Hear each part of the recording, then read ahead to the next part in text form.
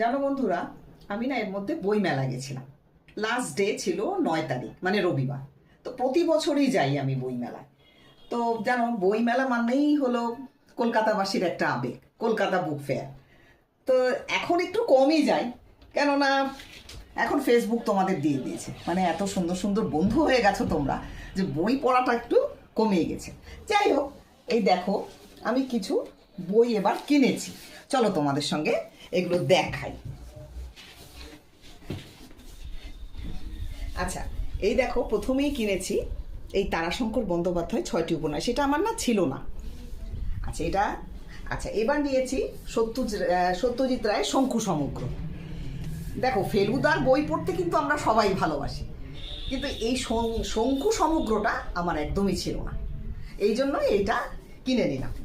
আর নিয়েছি সুনীল গঙ্গোপাধ্যায় সেই সময় বইটা। এটা একটা মানে কালজয়ী বই। হ্যাঁ, এটাও আমার সংগ্রহ ছিল না। অনেক দিন আগে আমি দেশ পত্রিকায় এটা বেরোতো ধারাবাহিক হিসাবে, তখন পড়েছিলাম, কিন্তু এই যে বইটা পেয়ে গেলাম তাই কিনে নিলাম।